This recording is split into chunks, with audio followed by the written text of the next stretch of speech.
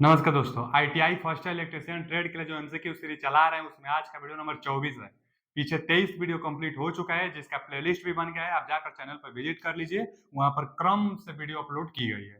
तो आइए पहला क्वेश्चन की तरफ चलते हैं। जो आज का पहला क्वेश्चन है कि एक संकेतक उपकरण में पॉइंटर को शून्य स्थिति से स्थानांतरित करने के लिए किस बल की आवश्यकता होती है। देखिए, जो पॉइंटर होता है ना, पॉइंटर, यह पॉइंटर मान लीजिए शून्य पर होता है, फिर एक होता है, दो होता है, तीन होता है, इसी तरह रीडिंग होता है। तो शून्य स्थिति से स्थानांतरित करने के लिए, मतलब इधर लाने के लिए, शून्य स्थिति से स्थानांतरित करने के लिए किस टार्क का, किस बल का उपयोग होता है। तो इसके लिए होता है एक डिफ्लेक्टिंग। देखिए, कंट्रोलिंग टार्क एक लगता है जो स्प्रिंग की सहायता से और इसको जीरो पर स्थित किया गया होता है। तो जो कंट्रोलिंग टार्क लगता है, कंट्रोलिंग टार्क, टीसी मतलब कंट्रोलिंग टार्क इधर का, एक डिफ्लेक्टिंग टार्क लगता है जो कि शून्य स्थिति से दूर भेजता है, विक्षेपित करता है। तो इसको क्या कहते हैं? TD, deflecting torque. तो वही पूछा है कि शून्य स्थिति से स्थानांतरित, शून्य स्थिति से स्थानांतरित करने के लिए डिफ्लेक्टिंग टार्क। जो यह डिफ्लेक्टिंग टार्क किसके अनुपाती होता है? धारा के। जितना जितना धारा बढ़ेगा उतना यह आगे सुई जाएगी, लेकिन कंट्रोलिंग टार्क पीछे में कंट्रोल की रहेगी। सुई कंपन न करे, डंपिंग, इसलिए डंपिंग एक लगता है। तो अलग अलग डिवाइसों में कभी एयर फ्रैक्शन डैम्पिंग, कभी एडी करंट डैम्पिंग, डैम्पिंग अलग अलग लगती है। तो यहाँ पर डिफ्लेक्टिंग टार्क लगेगा शून्य स्थिति से दूर करने के लिए। तो B option is right answer. जो कंट्रोलिंग होता है वो शून्य पर लाता है, डिफ्लेक्टिंग शून्य से स्थानांतरित करता है। अगला क्वेश्चन, गुरुत्वाकर्षण नियंत्रण के साथ प्रदान किए गए उपकरण को उपयोग करने की स्थिति कौन सी है। देखिए, जो गुरुत्वाकर्षण कंट्रोलिंग होता है ना जी, तो गुरुत्वाकर्षण कंट्रोलिंग ना एक वेट लटका दी जाती है। जो जो ये सुई जैसा है ना, सुई यहाँ पर, तो यहाँ पर एक वेट लटकाई जाती है। वेट का मतलब ना वजन, कुछ भारी मटेरियल पदार्थ लटका दी जाती है। अब ये कंट्रोलिंग टार्क है तो सुई के साथ, तो अब क्या है ना कि इसको हमेशा वर्टिकल रखना होगा, तभी तो ग्रेविटेशनल फोर्स इसको नीचे में कंट्रोलिंग की गई होगी। तो हमेशा वर्टिकल रखना होता है, तो इसलिए B option is right answer. गुरुत्वाकर्षण जो नियंत्रण होता है उसमें वेट लगा होता है जो वर्टिकली काम करता है, तो इसलिए हमेशा वर्टिकल पोजीशन में रखना होता है गुरुत्वाकर्षण जो कंट्रोलिंग टार्क होता है उसके लिए। आगे देखिए, यहाँ पर क्या है, यहाँ पर बहुत कम कम कम, बहुत पास पास पास पास रीडिंग है, इधर बहुत दूर दूर रीडिंग है। तो ये क्या है? यूनिफॉर्म रीडिंग नहीं है, नॉन यूनिफॉर्म रीडिंग है, मतलब नॉन लीनियर स्केल है। तो D option is right answer. Uniform एक होता है जिस पर एक समान रीडिंग होती है, नॉन यूनिफॉर्म शुरू शुरू में कम कम, बाद में जाकर ज्यादा ज्यादा, तो वह नॉन यूनिफॉर्म हो जाता है। अगला रीडिंग, इंस्ट्रूमेंट रीडिंग की गलत स्थिति के कारण कौन सा त्रुटि होगा। तो इंस्ट्रूमेंट में रीडिंग गलत है तो इंस्ट्रूमेंट एरर होगा, माने डिवाइस एरर होगा। जब इंस्ट्रूमेंट एरर है तो डिवाइस एरर, इंस्ट्रूमेंट एरर, यानी A option is right answer. जब इंस्ट्रूमेंट एरर है तो इंस्ट्रूमेंट एरर हो जाएगा। अगला क्वेश्चन कि एक ओम मीटर और एक ओम मीटर से नीचे, एक ओम और एक ओम से नीचे, मीटर नहीं है, एक ओम और एक ओम से नीचे प्रतिरोध मापने के लिए किसका प्रयोग करते हैं।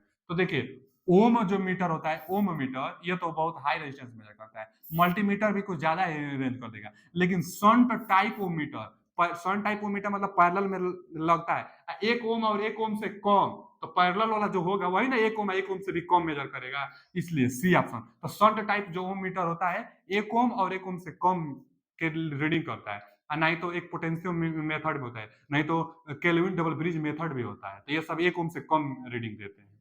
अगला, उन्नत मेगा ओम मीटर में प्रदान किए गए तीसरे सिरे का उद्देश्य क्या है। एक्यूरेट के लिए तीसरा सिरा बना दिया जाता है। उन्नत मतलब अच्छा, वो मेगा ओम मीटर में किए गए तीसरे सिरे को उद्देश्य, तीन तीन टर्मिनल होता है, तो एक टर्मिनल क्यों होता है? एक एक्यूरेट करने के लिए। तो get accurate reading, accurate reading प्राप्त करने के लिए विदाउट ऑसिलेशन, बिना ऑसिलेशन के अच्छा रीडिंग प्राप्त करने के लिए एक तीसरा टर्मिनल भी मेगा ओम मीटर में लगा होता है। अगला क्वेश्चन क्या है, देखिए ये किस चीज को प्रदर्शित करता है। तो कापर, यूरेका और नाइक्रोम में वायर होता है, जबकि ये क्या है, एक पट्टी पट्टी टाइप का है, तो इसलिए मैग्नीन, मैग्नीन जो होता है पट्टी पट्टी टाइप का होता है, वायर टाइप का नहीं होता है, वायर तो टूट जाता है इसका। तो पट्टी पट्टी टाइप का, देखिए ना इतना चौड़ा चौड़ा कोई पट्टी यहाँ पर लगाई गई है, जो पट्टी होगा तो मैग्नीन, तो यह मैग्नीन को प्रदर्शित कर रहा है।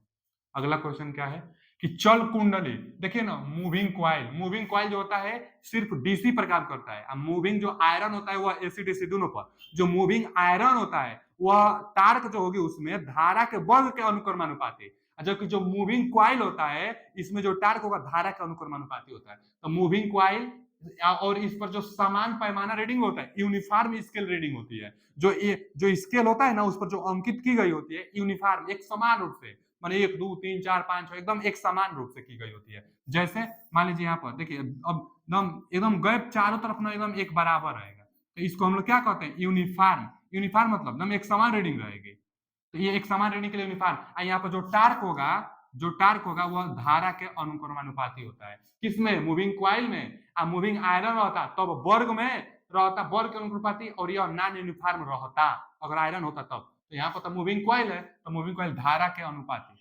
विचलन जो डिफ्लेक्टिंग टार्क है धारा के अनुपातिक है, तो A option is right answer.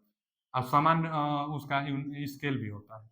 अगला क्वेश्चन क्या है कि यदि ऊर्जा मीटर डिस्क बिना किसी लोड के लगातार घूमती रहे तो कौन सा त्रुटि? तो जो पहले एनर्जी मीटर होता था उसमें डिस्क लगा होता था, और डिस्क बिना लोड के भी कभी कभी घूमने लगता था।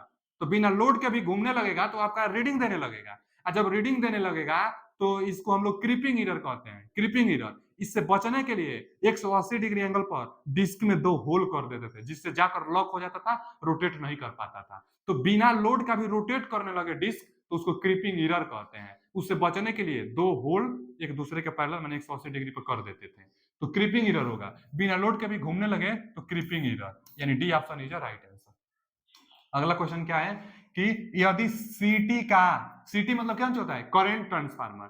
यदि सीटी, अच्छा, करंट ट्रांसफार्मर एक स्टेप अप ट्रांसफार्मर होता है। स्टेप अप ट्रांसफार्मर मतलब द्वितीयक साइड में वोल्टेज बहुत ज्यादा होता है, तो वही पूछा है सीटी द्वितीयक खुला, सीटी माने करंट ट्रांसफार्मर का द्वितीयक बाइंडिंग जो खुला रख दिया जाए तो क्या प्रभाव होगा? तो भैया सीटी जो करंट ट्रांसफार्मर है द्वितीयक बाइंडिंग आप खुला रख देंगे, यह एक स्टेप अप वोल्टेज होता है, मतलब वोल्टेज द्वितीयक बाइंडिंग में बहुत ज्यादा होता है। अब वोल्टेज ज्यादा से द्वितीयक बाइंडिंग तो जल जाएगी, इसलिए खुला नहीं रखते हैं, तो द्वितीयक बाइंडिंग जल जाएगी। सीटी secondary binding burn out, secondary binding जल जाएगी अगर आप खुला रख देंगे तो खुला नहीं रखा जाता है, नहीं तो सेकेंडरी बाइंडिंग जल जाता है।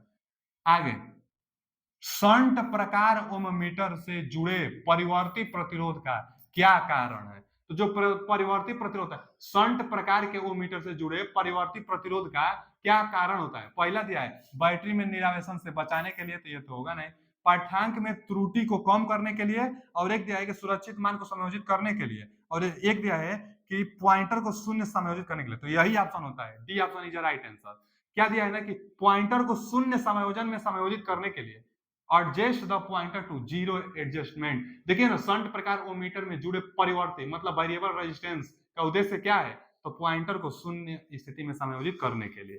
तो D option is right answer. आते हैं अगले क्वेश्चन की तरफ। जो अगला क्वेश्चन है हमारा कि मापने वाले उपकरणों में नियंत्रण स्प्रिंग, देखिए ना, कंट्रोलिंग स्प्रिंग बनाने के लिए किस सामग्री का प्रयोग किया जाता है? तो फास्फोरस ब्रांच का। क्यों? क्योंकि यह मैग्नेटिक से इफेक्ट नहीं पड़ता है, मैंने चुंबकीय गुण नहीं बना पाता है ना फास्फोरस ब्रांच, इसलिए फास्फोरस ब्रांच का प्रयोग किया जाता है स्प्रिंग बनाने के लिए इंस्ट्रूमेंट में। तो D option is right answer, क्योंकि मैग्नेटिक इफेक्ट नहीं पड़ता है। अगला क्वेश्चन कि एकल चरण ऊर्जा मीटर कौन से विद्युत प्रभाव पर काम करता है? तो इंडक्शन टाइप भैया, जो घर में एनर्जी मीटर लगे होते हैं इंडक्शन टाइप पर ना एनर्जी मीटर काम करती है, तो इंडक्शन मीटर पर काम करती है। अगला क्वेश्चन क्या है कि स्प्रिंग नियंत्रण के साथ प्रदान किए गए उपकरण का उपयोग करने की स्थिति क्या है? तो किसी भी पोजीशन में एक आया था वर्टिकल, तो वर्टिकल में केवल ग्रेविटेशनल वेट जिसमें लगता है, gravitational force, gravitational controlling torque जो था वो केवल वर्टिकल में लग सकता है, लेकिन स्प्रिंग वाला तो किसी भी पोजीशन में आप लगा सकते हो। तो स्प्रिंग नियंत्रण, स्प्रिंग कंट्रोलिंग पोजीशन किस में लगेगा? तो एनी पोजीशन में लगेगा। तो A option is right answer. अगला क्वेश्चन यह क्या है? तो देखिए, जब एक सिंगल, देखिए यहाँ पर बस एक सिंगल है, तो एक ऐसे रहेगा तो डीसी को बताएगा, और जब ऐसे रहेगा तो एसी को बताएगा। तो ऐसे है तो इसलिए डीसी है, तो डीसी मल्टीमीटर वोल्ट मीटर, मतलब DC multi range volt meter है। और एक पहचान कि यूनिफॉर्म स्केल मिल जाएगा तो डीसी, तो यूनिफॉर्म स्केल भी है, तो यूनिफॉर्म स्केल मिलेगा तो डीसी, और नहीं तो एक सिंगल लाइन मिलेगा तो डीसी। तो DC multi range volt meter तो क्या है? डीसी टाइप का है, और एसी एसी सब में दिया है तो एसी वाला होगा नहीं, इसलिए B option is right answer. अगला क्वेश्चन, कौन सा उपकरण एकीकृत उपकरण, एकीकृत मतलब होता है ना इंटीग्रेशन इंस्ट्रूमेंट है।